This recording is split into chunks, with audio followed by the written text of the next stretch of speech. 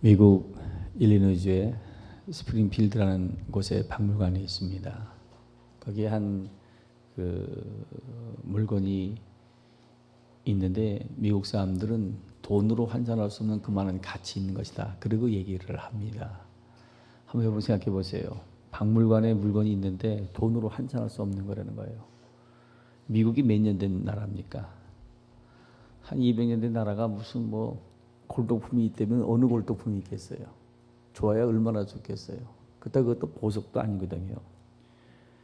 한 소녀가 아브라함 링컨이 흉터를 맞아 쓰러졌을 때 자기 옷을 벗어갖고 그것을 이렇게 감싼 그 옷입니다. 이 옷이 바로 미국의 인권, 자유, 평등 이것을 대변하는 것이고 이것이 바로 미국의 정의이다 하면서 이 사람들은 그 옷을 갖다가 박물관에 보관하면서 굉장히 귀하게 여깁니다. 여러분 성경에 보면은 많은 기도들이 나오지 않습니까? 근데 그 기도 가운데 가장 이상적 기도의 모델이 뭐냐? 오늘 본문에 나타난 겟세마네 동산에서 예수님께서 드린 이 기도문입니다. 이거를 보시면 여러분들이 기도를 어떻게 해야 되고 또 기도하는 이유가 어디 있으며 기도하고 난 다음 어떤 역사가 나타나는가 하는 것을 우리는 발견하게 되어집니다. 가끔 교인들 만나면 그런 얘기하는 분들 많이 있어요. 목사님 다른 거는 몰라도 기도는 자신 있다고. 기도 자신 있다 손 들어보세요. 기도는 오래 한다고 해서 그것이 좋은 것도 아니고 또 기도라는 것은 목소리를 크게 한다 해서 좋은 것도 아니고 유창하게 한다 해서 되어지는 것은 아닙니다. 말은 유창하게 할 수 있겠죠. 그러나 기도는 그렇지 않거든요. 창세기 4장에 보면 아벨과 가인이 하나님께 제사를 드렸는데 제사들의 행위는 같습니다. 그러나 하나님 그 제사 가운데는 받을 만한 제사가 있고 받지 않는 제사가 있어요. 기도 누구한테 하는 것이에요? 하나님께 하는 것이죠. 그러면 내가 아무리 유창하게 떠든다 할지라도 그게 중요한 것이 아니라 하나님이 받으실 만한 기도를 드리게 됐을 때 하나님께 상달되는 기도가 되었을 때 이것이 바로 진정한 기도인 것입니다. 그렇다면 그 많은 성경에 나타나는 기도의 모델 가운데서 예수님의 이 기도의 모습 속에서 우리가 발견할 것은 무엇인가? 몇 가지 이 시간 중요한 내용들을 같이 나누고자 합니다. 먼저 여러분 그 37절에 보시기 바랍니다. 베드로와 세베대의 두 아들을 데리고 가실새 어떻게 나와 있습니까? 고민하고 예수님께서는 슬퍼했어요. 그래서 39절에 보면요. 얼굴을 땅에 대시고 엎드려서 기도하였다. 이렇게 되어 있습니다. 여러분 생애 속에 문제가 생기는 것은 뭘 말하는 것이에요? 그건 기도하는 신호입니다. 따라랑 하고 전화벨이 울리면 전화 받으라는 신호 아닙니까? 여러분 생애 속에 문제가 터지면 이것은 곧 기도하는 신호라는 것을 우리는 알면서 문제 속에서 하나님을 찾을 수 있어야 합니다. 시편 50편 10편 여러분 환난 날에 나를 부르라. 내가 너희를 건지리니 너희가 나를 영화롭게 하라고 말씀했는데 우리가 문제가 안고 있다 해서 하나님이 도와주는 것이 아니고 그 문제 속에 하나님을 개입시켜야 합니다. 그것이 바로 기도인 것입니다. 그 기도를 통해 하나님이 그 역사를 이루어주시기 때문에 우리는 기도해야 되는데 예수님이 이렇게 편안하게 기도한 것은 아니에요. 보통 이스라엘 백성들은 기도할 때 어떻게 기도합니까? 그들은 서서 하늘을 올려보고 손을 들고 이렇게 기도하거든요. 근데 오늘 본문에 보면 어떻게 돼 있어요? 한번 해볼래요? 이렇게 얼굴을 땅에 대고 엎드려서 한번 기도해 보실래요? 이거는 뭐예요? 자기를 포기하는 기도고 정말 산만한 심정으로 간절한 마음으로 드리는 기도입니다. 예레미야 29장에 보면은 너희가 전심을 찾고 찾은 나를 만나라고 말씀하고 있는데 정말 우리가 주님 앞에 나와서 기도하게 됐을 때 이런 사모하는 마음, 간절한 마음 이게 있어야 합니다. 마태복음 7장 7절로 9절에 보면 구하라 그러면 주실 것이요 찾아라 그러면 찾을 것이요 문을 두드리라 그러면 열리라고 말씀했거든요. 가만히 보면 같은 말들이에요. 구하고 또 구하고 구하라는 것이에요. 이게 무슨 얘기예요? 고 김환란 박사는 말하기를 뜨거운 열정으로 드리는 기도가 아니면 그건 기도가 아니라는 것이죠. 보통 사람들이 적당히 신앙생활해요. 적당히 기도생활해요. 그러다 보니까 하나님의 역사를 이 땅에서 경험치 못하게 되어지는데 하나님은 우리가 할 수 있는 모든 노력을 통해서 최선을 다해서 기도하게 됐을 때 하나님 앞에 나가게 됐을 때 하나님은 그들을 만나주시고 그들에게 은혜를 베푼다는 사실들을 우리는 기억해야 할 것입니다. 더욱이 오늘 본문의 말씀을 보게 되면 예수님 몇 번 기도해요? 39절에 기도하셨죠? 그 다음에 42절에 뭐라고 나와 있어요? 다시 두 번째 나가서 또 44절에 보면요. 세 번째. 여러분 인디안들이 기우제를 드려요. 비가 안 올 때는. 근데 인디안들이 기우제를 드리면 100% 비가 온답니다. 여러분 왜 그런지 알죠? 그 사람들은 기우제 드리기 시작하면 비가 올 때까지 드리니까 100% 기우제 드릴 때 비가 오는 거예요. 오늘날 성도들이 기도의 생활 속에서 문제가 뭐냐면 하나님은 하나님의 때에 하나님의 방법으로 역사합니다. 여러분 아브라함 같은 경우도 몇 년 만에 하나님의 역사를 경험합니까? 자식 준다고 얘기가 나와서 25년이 지나서 허락되지 않습니까? 야곱도 마찬가지예요. 한 20년 지나서 축복받고 요셉도 그렇고요. 모세도 그렇고요. 성전에 나타난 인물도 보세요. 뭐 즉각적으로 다 받는 건 아니거든요. 때문에 성경 우리에게 뭐라고 얘기합니까? 인내하라는 것이에요. 하나님의 때를 기다리는 것이에요. 근데 우리는 어때요? 신앙생활 속에서 너무 급해요. 어느 목회자가 있었습니다. 그분은 그러고 얘기를 하더래요. 참 희한하시다 하나님은. 나는 급한데 그분은 왜 그렇게 급한지 아는지 모르겠다고. 여러분 급하게 모든 게 다 되는 게 다 좋은 것은 아니에요. 때로 하나님은 우리를 연단시키고 우리를 훈련시키고 우리를 겸사하기 위해서 하나님의 응답을 늦출 수도 있어요. 우리가 그 과정을 통해서 겪어야 할 것이 있다면, 우리가 경험해야 할 부분이 있다면 하나님은 그걸 통해서 우리를 만들기 때문에 때로는 우리가 늦는 것처럼 응답이 늦는 것 같지만 성경 여러분 한번 보세요. 하나님의 응답은 어떤 사람이 늦는 것처럼 늦지 않는다고. 시간이 지나고 나서는 가장 정확한 때에 가장 정확한 방법을 하나님께서 역사했다는 것을 우리가 고백하며 하나님 앞에 감사하게 되어질 것입니다. 그래서 성도는 한번 기도했다면 중도에 포기하지 말고 마지막 순간까지, 응답받는 그 순간까지 매우 달리고 기도하는 자세가 우리 가운데 있어져야 할 것입니다. 그런데 기도 왜 하냐? 이러고 물어보면 사실 대답하기 참 어렵죠. 보통 사람들은 기도라는 것은 자기 소원 성취라고 봅니다. 근데 성경에 그게 나와 있습니까? 안 나와 있습니까? 소원 성취 위해서 기도하라고 해요? 그건 아니잖아요. 예수님께서도 자기 소원이 있었어요. 그 소원이 뭐였습니까? 여러분 39절 말씀 보세요. 조금 나아가서 얼굴을 땅에 대시고 엎드려 기도하여 가라사대 뭐라고 얘기합니까? 내 아버지여, 만일 할 말하시던 이 잔을 내게서 지나가게 하옵소서. 십자가를 지는 것이 얼마큼 그 고통이라는 사실을 알고 있었거든요. 당시 로마 황실에서는 식사하다가 십자가라는 얘기를 못하게 했습니다. 여러분도 그렇지 않아요? 아침에 나가다 보니까는 저희 어릴 때 그런 거 경험했는데요. 트럭에 개가 이렇게 깔려 죽었어요. 그러니까 내장이 다 터지고 막 이런 거예요. 가만히 있었으면 되는데 저녁 때 식구들 다 모였고 밥 먹는데 제가 그 얘기를 했거든요. 그랬더니 표정이 다들 안 좋아지더라고. 그러면서 그런 건 좀 끝나고 식사 후에 하면 어떻게 했냐고. 그 잔인한 얘기를 갖다가 또 자세하게 설명해 줬거든요. 십자가라는 게 그 비참한 거기 때문에 이 얘기를 딱 들으면요 식욕이 떨어지는 거예요. 황실에서는 그걸 못하도록 그렇게 되어 있습니다. 그 고통이 인간이 당할 수 있는 최고의 고통이에요.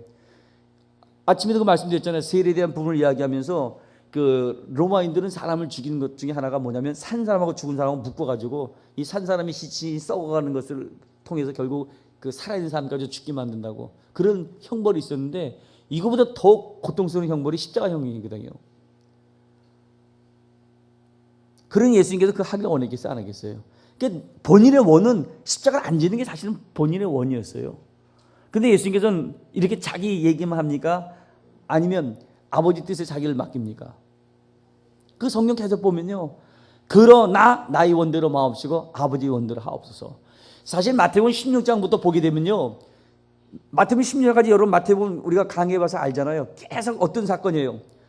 예수 그리스도가 하나님의 아들이라는 사실을 보여주기 위해서 마태복음 5장 7장에는 산상수훈을 통해서 하늘의 교훈을 주시고 이 사건이 끝나고 난 다음에 8장 9장 이런 데 넘어가면서 계속해서 문득병자 고치고 귀신을 내어쫓고 능력과 이적을 행하면서 예수님의 신성을 보여줍니다. 그래가지고는 16장에 와서는 마태복음 16장에 무슨 얘기를 해요?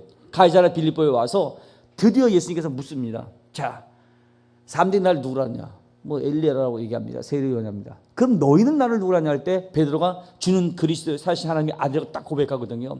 정확하게 예수님에 대해서 고백을 합니다. 그랬더니 예수님 그 다음부터 무슨 얘기를 해요? 복되다.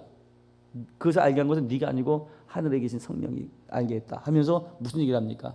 이제 내가 곧 예루살렘에 들어가서 진상들과 장로들에 의해서 버림받게 되어지고 결국 십자가에 돌아갈 것이다. 예수님은 그걸 알고 있었다니까요. 그리고 눈의 이 복음서를 보게 되시면 예수님께서 돌아가실 것에 대한 예언을 하십니다. 그런데 왜 겟세마네 동산에 와서 이 문제를 놓고 다시 한번 기도합니까? 여러분 왜 기도한 것 같아요? 이 시점이 정말 내가 죽어야 시점이냐 지금이냐 이걸 갖다가 확인하기 위해서 기도한 겁니다.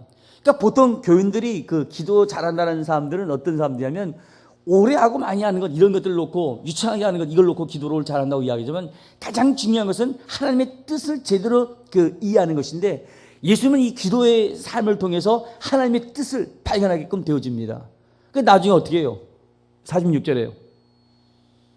일어나라, 함께 가자. 벌어나가를 파는 자가 가까이 왔느라, 이렇게 얘기합니다. 여러분, 요한복음 18장 11절에 어떻게 말씀하시는지 알아요? 내 아버지께서 주는 잔을 내가 마시지 않겠느냐.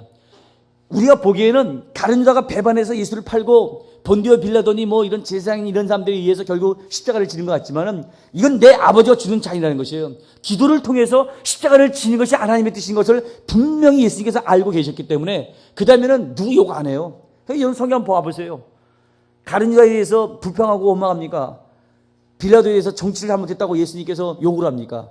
그들은 하나의 도구에 불과한 자들이었고, 결국 온 인류의 구원을 위해서 하나님은 그 아들 예수 그리스도를 이 땅에 보내주시고 그분께서 십자가에 돌아가신 것이 하나님의 구원의 계획이었기 때문에, 이 사건이 이뤄지는 것을 놓고 주님께서는 조금 더 흔들리지 않습니다.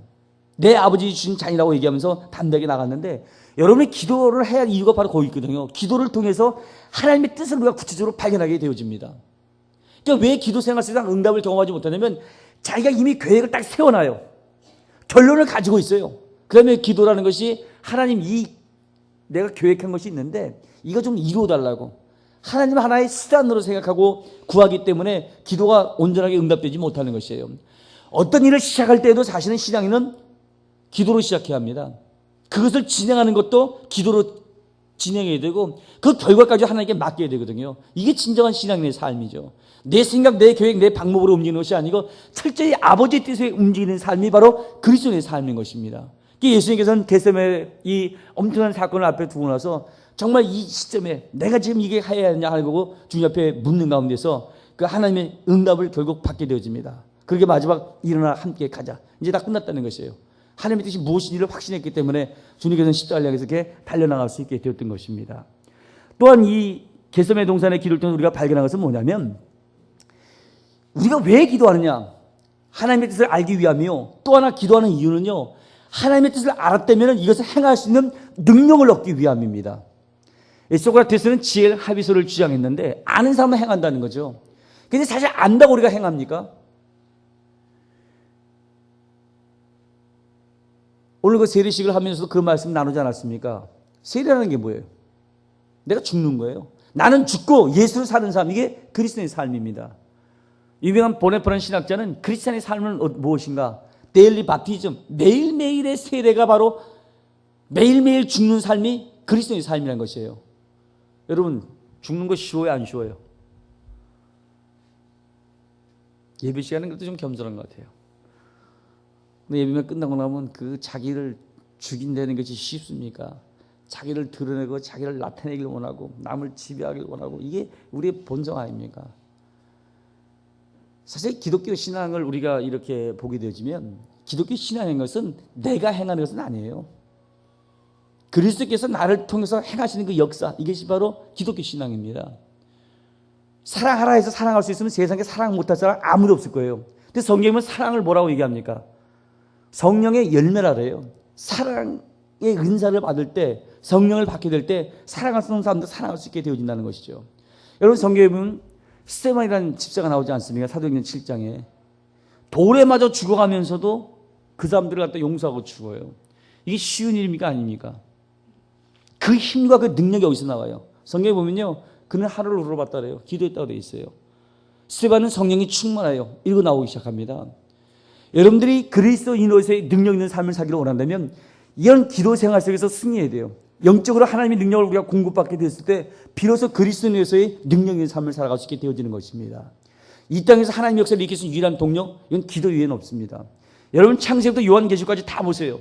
다 기도의 사람들의 얘기입니다. 아브라함 기도했죠. 모세 기도했죠. 한나 기도했죠. 히스기야 기도했죠. 엘리야 다 기도해요. 그들은 기도를 통해서 이 시대 속에서 하나님의 능력을 경험하고 능력 있는 신앙의 삶을 살았습니다. 왜 우리가 주의 뜻을 제대로 분별하지 못하는가? 기도하지 않기 때문에 그래요. 우리가 왜 주의 능력, 주의 말씀대로 행하지 못하는가? 기도하지 않기 때문에 그렇습니다. 기도할 때 하나님 함께 하시고, 기도할 때 우리를 도와주신 가운데 최후의 승리할 수 있도록 우리의 길을 인도해 나갈 것입니다. 예수님의 생애 여러분 보세요. 그분의 생애는 기도하는 생애입니다. 공생애를 출발할 때부터 40일 금식 기도를 시작해서 마지막 십자가를 질 때 오늘 본문에 따른 겟세마네 동산의 기도로서 그분의 생애를 마감합니다. 기도하지 않고서는 영적인 삶에서 승리할 수 없었기에 주님께서는 기도하라고 우리에게 거듭 명령하셨고, 예수님 자신도 철야도 했고 새벽 기도도 했고 습관주사 기도하시면서 우리에게 기도의 본을 보여주셨는데, 여러분의 교회를 낳았다 해서 하나님이 여러분을 도와주는 것은 결코 아닌 것입니다. 하나님의 도우심을 구해야 합니다. 그건 기도예요. 내 삶 속에 크든 작든 이 문제를 안고 주님 앞에 나와서 기도하게 됐을 때 그 기도 속에 역사해 주신 가운데 우리가 가야 할 길을 하나님은 제시해 주고 그것을 시행할 수 있는 능력도 주신 가운데 우리가 이건 문제로 인하여 실족하지 않고 승리할 수 있도록 그 길을 인도해 주실 것입니다. 오늘 이 본문의 말씀을 기억하시면서 늘 주님 앞에 나와서 간절한 마음으로 간구하며 기도하는 가운데 하나님의 역사를 체험하고 은혜 가운데 승리의 길을 걷는 귀한 성도들이 되어져야 할 것입니다. 기도하겠습니다.